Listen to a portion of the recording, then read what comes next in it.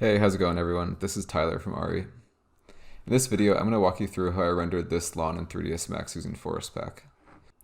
I'm going to assume that you've used Forest Pack before, or at least know a little bit about it. But if you're looking for more of a beginner's guide to the plugin, you can check out some of the courses on our website at ari.school. Okay, so in building out this lawn, I'm only going to be using Quixel's Megascan assets. If you're not familiar with Quixel, they have this pretty large database of 3D scanned assets. They range from 3D objects to brushes to textures to decals, all that you can download and then import into your 3D software. What I really like about it is they've built this application just called Bridge, just for viewing and downloading those assets, and then it also exports the asset into your 3D software of choice and generates a material based off the render engine you're using in that software. All right, so to get started, I'm going to open up Bridge, the software from Quixel I just mentioned. So on the home screen, this is just some of their latest 3D scanned assets. On the top, there's a filtering feature, same with on the side. I pretty much only use Quixel's 3D plants. So if you click on that, you can see their huge arrangement of 3D plants that you can choose from. So Quixel uses a point system, so you can either subscribe and pay monthly to get X number of points every month, or I think you can just buy points directly, but then you use points to download assets. So I've already downloaded all the assets that I want to use for this tutorial, and I've already favorited them, which is you can do by just hitting the heart button right here.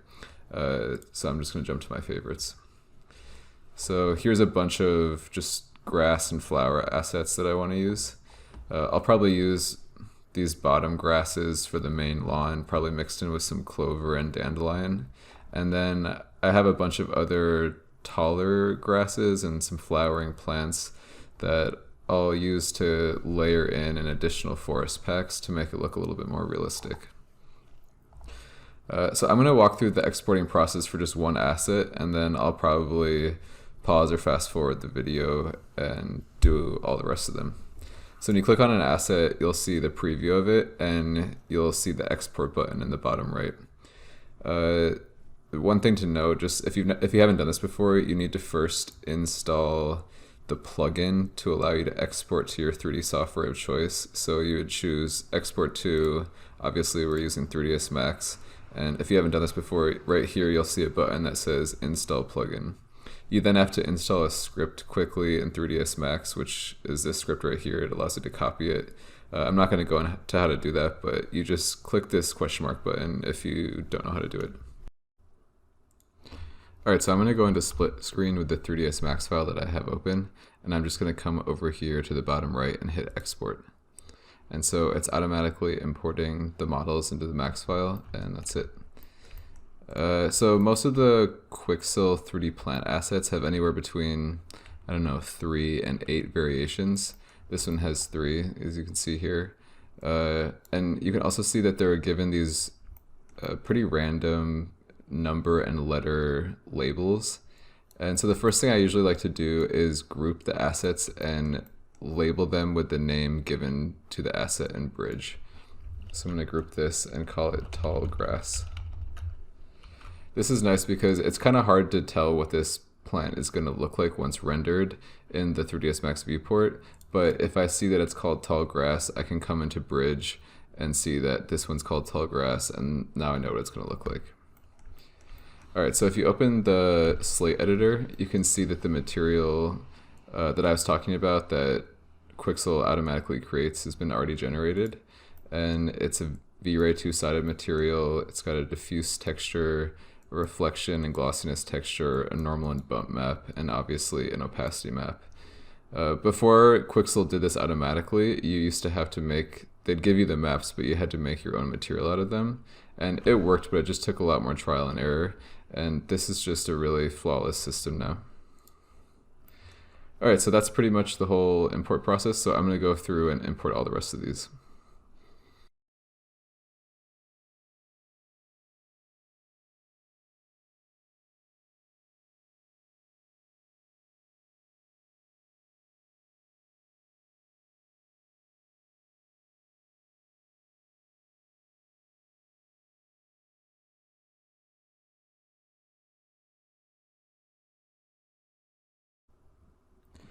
All right, so I've gotten all the assets imported, and I've organized them one step further, which I was doing in the sped up portion of the video. I now have a group of basic grasses, tall grasses, some weeds, and then some flowering plants. So this is just a one step of organization that will help once I start making the forest packs. Another thing I also forgot to mention when importing the assets is about the scale. So Quixel's assets always are in centimeters, and because the whole process is automated, there's no option that allows you to rescale the assets as they're imported. So if you're like me and you work in inches, all of these assets are going to come in at the wrong scale. So before I do anything else, I'm just going to go ahead and scale all these assets by the correct scale factor, which I have this on a chart over here.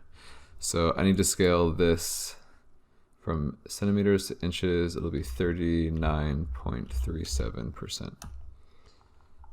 And let me just check this. I think this should be around 20 inches, 23 inches. Yeah, that looks good.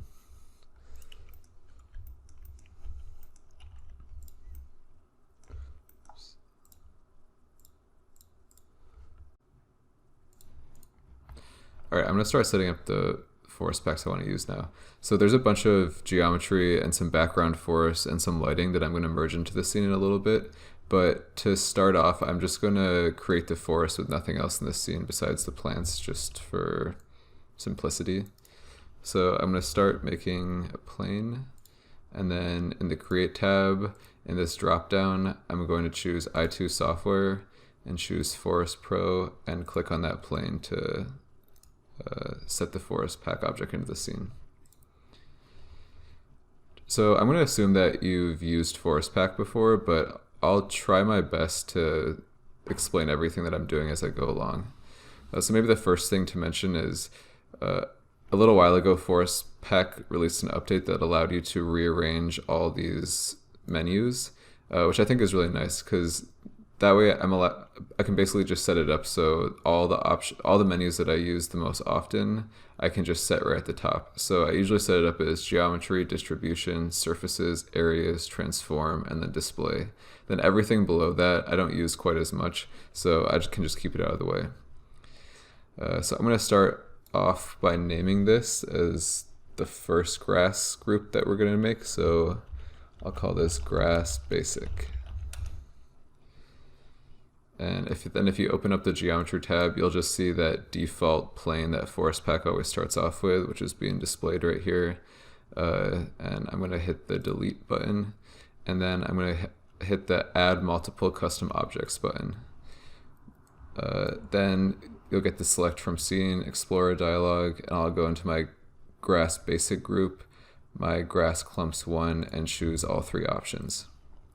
So within each of these groups, I want all the variations that came in from Quixel of the same plant to be given the same color ID to use with clustering later. So to do that, you're going to right click on the color ID spot right here and choose copy, then select all of the objects of that specific asset or all the variations of that specific asset and right click and choose paste. All right, so I'm going to add all the rest of them now.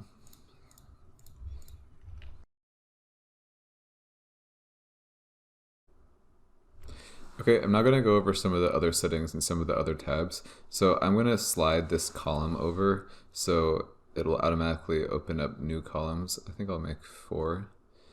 And I'm going to keep the geometry tab open. I'm going to open up distribution, display, and surfaces. So I've already turned this on, but I think the default setting is use color ID is unchecked. You want to have this on. This will display each individual plant asset with the color that you set in the geometry tab.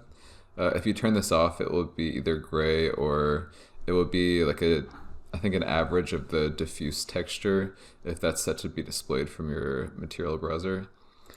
Another thing is I want to turn on auto under the surfaces rollout. So what this does is, like, if I change this piece of geometry, this plane that this forest pack is set to, the forest pack is automatically going to respond and adapt to this changed expanded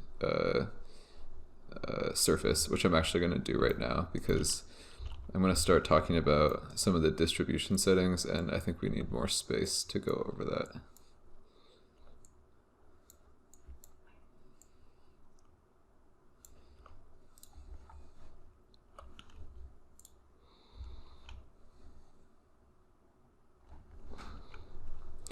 Okay, so to start off with, I'm just going to, under the distribution category, I'm just going to pull the units way down so we have a much denser grass lawn.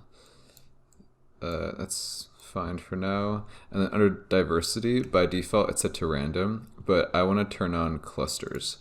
So what clusters is going to do is it's going to make these clustered blob-like shapes out of the color IDs that you set in your geometry tab.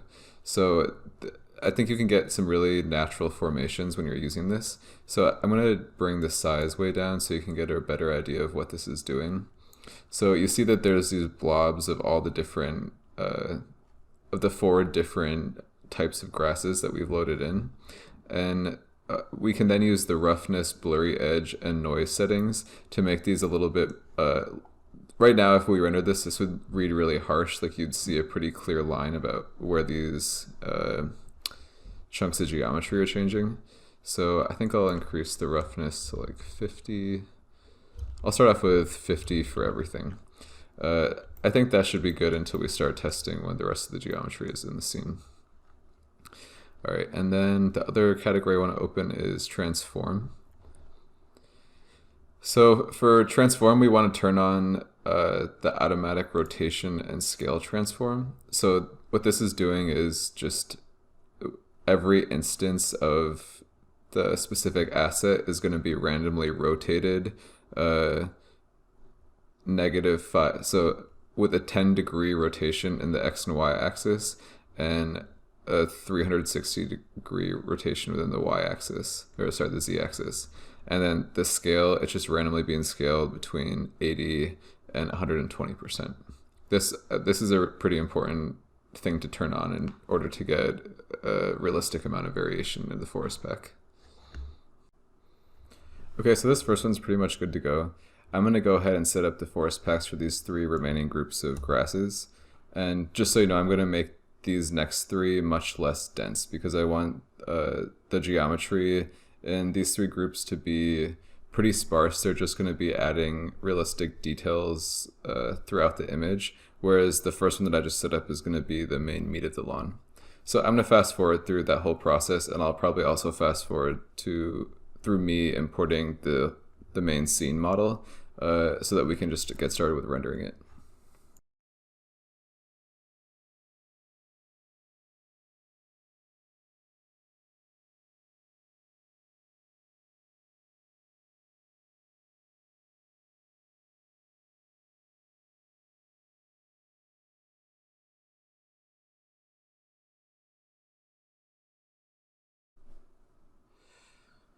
Okay, so now we're on to the fun part. So I've imported the main scene geometry. It's pretty straightforward. There's a house, which I guess that's a whole different topic, but it's already been modeled and textured and everything. And then there's a forest pack of trees in the background, which just is from Forest Pack's library. So there's just tree geometries pulled from their library and made into a pretty simple forest pack. There's also a driveway of gravel that's also pulled from Forest Pack's library. I've also added a little bit of fog into the scene, so the background kind of fades away a little bit. It's just lit with a V-ray sun and sky, a pretty straightforward setup. So I've gone ahead and taken all 4 of our forest packs and applied them to the site surface. And then I've rendered that out, so I'll pull that rendering over. And I think it looks actually pretty good. This is with no other adjustments. This is just kind of like the first pass, and I'd say it's looking really nice. I think Quixel's assets just render really well. There's a couple color adjustments in the frame buffer. I also have a background image applied for that blue sky and those clouds. But everything else is just pretty straightforward. So obviously these forest packs I think they're a little bit too large. It looks a little bit too much like a messy meadow, and I want this to feel a little bit more like a a lawn that's shorter, or shorter grasses. There's also obviously some pretty big blank patches, so I'm going to increase the density of the main grass basic forest pack. I've gone ahead and given the three beyond. I didn't give the one to grass basic, but the three other forest packs I gave an object ID. So in the render elements, we can look at how or where each of those three forest packs are showing up throughout the scene, because it's a little bit hard to tell when you're just looking at the main image what these three forest packs are doing and where they're kind of situated throughout the landscape. And looking at this, I think I'll probably reduce the density of these tall grasses, and I'll probably increase the density of these weeds. Yeah. Okay, so let's go ahead and start making those changes. So to start off with the grass basic, I'm going to come down. So I'm in the geometry rollout, and if you come down to the bottom to global scale, this will, if you change this, this will change the scale of all the objects within the geometry rollout. If you change just scale right here, you're only going to be affecting the geometry that you have currently selected. So I'm going to change this to probably 80%, and while I'm at it, I'm going to actually do this for all four of them.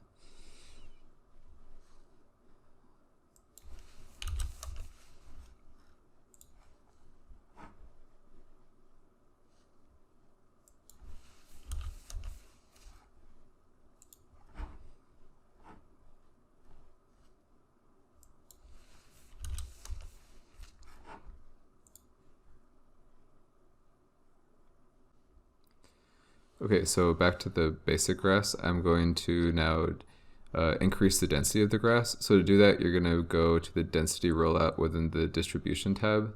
And right now it's set to 47 feet. And I want to increase the density, you're actually going to be decreasing this number. So I'm going to make it 30 feet, I think. And so what this is saying is this bitmap right here, which you can change with all these pre-made settings, is defining the distribution of these objects across the surface. So all the little white specks are all the places that an object is going to show up. And it's saying that this is 30 feet by 30 feet mapped across the surface. So before it was 47 feet, so that would be bigger, so obviously less dense. So now I'm going to go and make the weeds more dense, and then the tall grass less dense. So this is at 112. I'll probably change this to 90.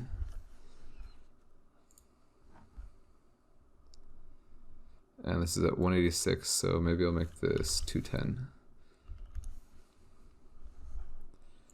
Okay, and then one other thing I noticed that when I was talking was, if you look right here, you can see this grass cluster that's bleeding out over the site edge onto the driveway. And that's because the pivot point of this grass cluster is probably somewhere right in the middle that probably still falls on the site geometry. And the way Forest Pack works is it's going to take each object based off of its pivot point and array it across the geometry it's applied to. And if some of the geometry within that object goes over the site geometry's edge, or whatever your surface geometry is, it'll still display that geometry by default. But you can turn it off. There's a clipping mechanism within Forest Pack, and that you can do, it's in the areas rollout. And you come down to boundary checking, and by default it's set to point. And if you change this to edge, it's now going to say, okay, so here's the site edge. Everything past that edge is going to be clipped out. So all of this grass geometry that's bleeding out onto the driveway will be cut out. Okay, I think I'm good to do another test render. Okay, I just started rendering it, and I looked away for a second, and then I realized I got this error. And you can see the main grass wasn't actually rendering. So if you get this error, this is saying that, what's it actually saying? It just says the forest was not built correctly. But I know what's happening is we increased the density of this forest pack, and it just stopped rendering completely. So what's actually going on is if you come down to the display tab, I think. Yeah, so in the display, there's, under the render tab, there's max items. So if you have a really big lawn or a really big forest area, there's a good chance you'll end up capping out or maxing out the default max items. So all you have to do is just keep adding zeros to the end of this and then hit re-render and it should be fine. Okay, so this is finished now.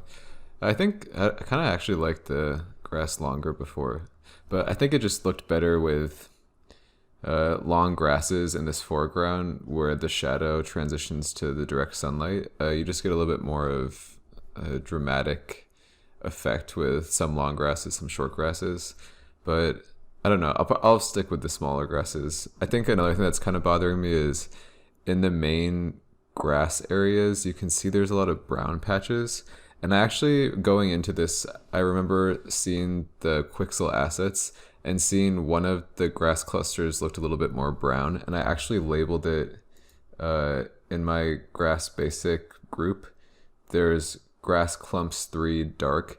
This one looked darker in the bridge preview. So I'm going to find these assets in my forest pack and decrease the probability of these so we get less of these brown clump spots. So this is asset underscore 3A5A.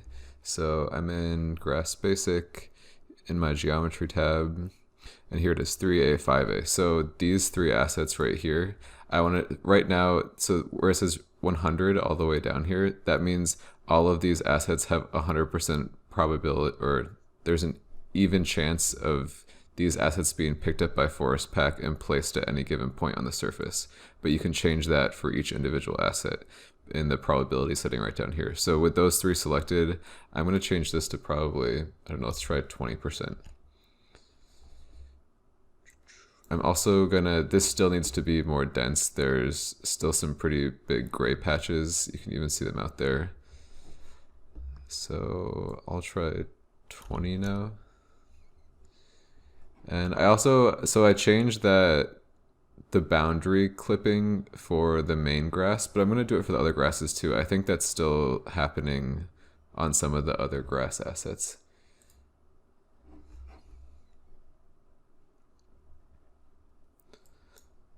So changing that to edge.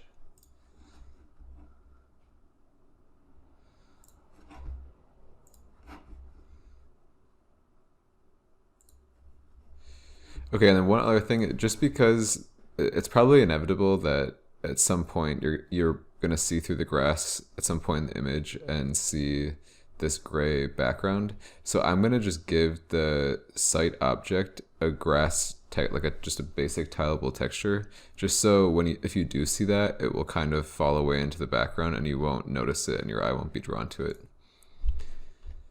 So just opening the material browser. Where is it? Okay. So I had made this grass texture. It's just a really basic tileable grass bitmap plugged into the diffuse. So I'm going to click on the site object and I'll apply that. I want to check, I think this already had a UVW map on it, but just to make sure. Yeah, that looks good. Okay, I'm going to re-render it and see what it looks like. Okay, so I think this is looking pretty good now. I think it looks a lot better without having all those brown patches. While it was rendering, I was thinking how it might be nice to add back in some of the larger grasses and weeds right in this foreground area. So maybe it's kind of like the camera is situated right on the edge of a forest tree line, kind of like on in the background, how this forest just starts right here, and maybe the lawn becomes a little bit more weedy, a little bit less maintained up and towards that area. I think it would also just really help the composition to kind of vary the landscape around the outside of the image. So to do that, I'm gonna basically just duplicate the basic grass, the tall grass, and the weeds, and I'm gonna make them, the objects within those forest packs, bigger and less dense, and then I'm just going to paint them into the foreground so they're not applied across the whole lawn, they're just specifically showing up in this foreground. So if you're not familiar with the paint feature, I'll go through that right now. So I'll start off with the basic grass, and I'm going to duplicate that object. I'll label this foreground.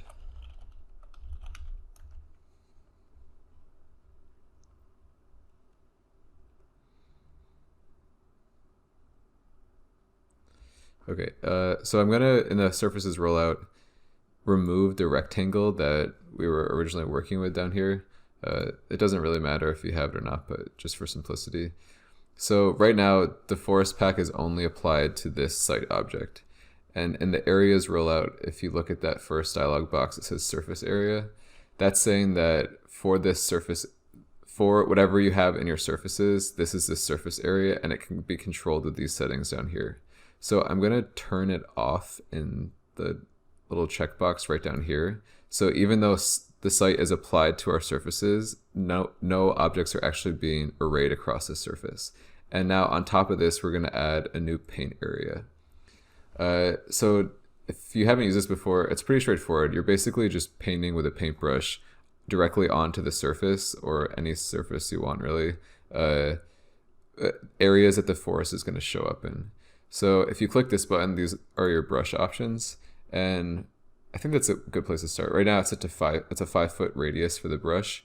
So let's start and see what it looks like. So if I click the paint button, you'll see this brush pop up. Maybe that's no, I think that's good to start. So you just have to click and drag to paint. I think I want to shrink that a little bit. Maybe I'll make it 2 feet.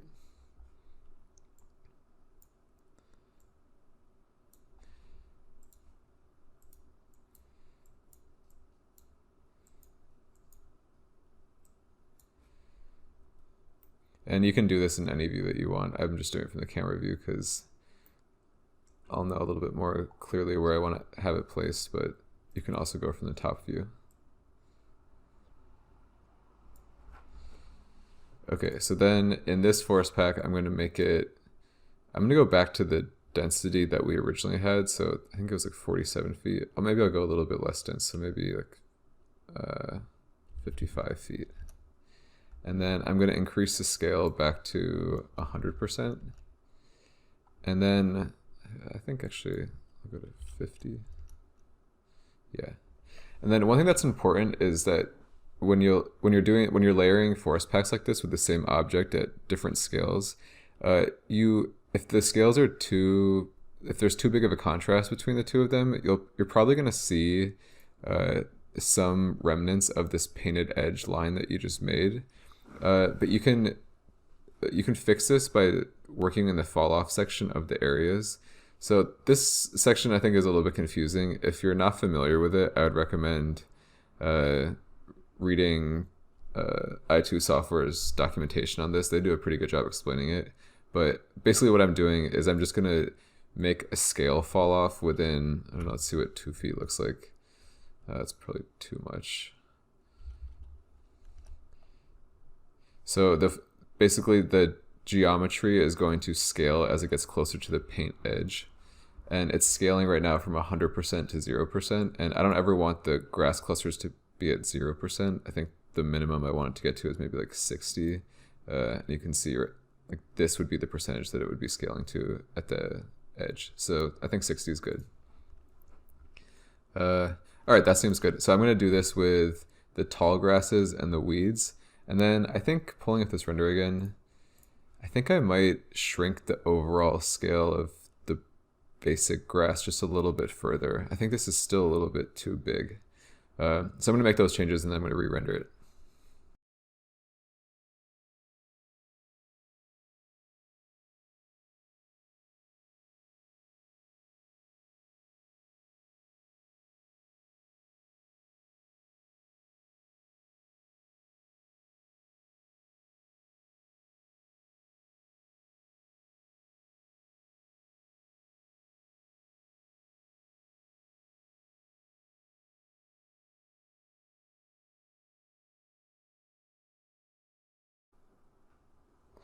All right, so here's the updated image.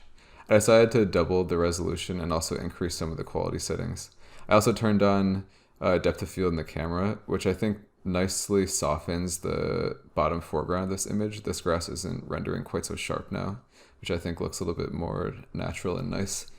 One other thing I did before starting the fast forwarded segment that I didn't talk about before was that in the basic grass forest, I changed the cluster size from 11 feet to 20 feet. So what this does is it increases the area of each of our clusters. So you can see right here, there's a pretty large cluster of one of these groups. I'm not sure which one, but you can tell it's a little bit darker than some of the other grass around there. You can then also see like smaller patches of clusters breaking up and coming down to the foreground.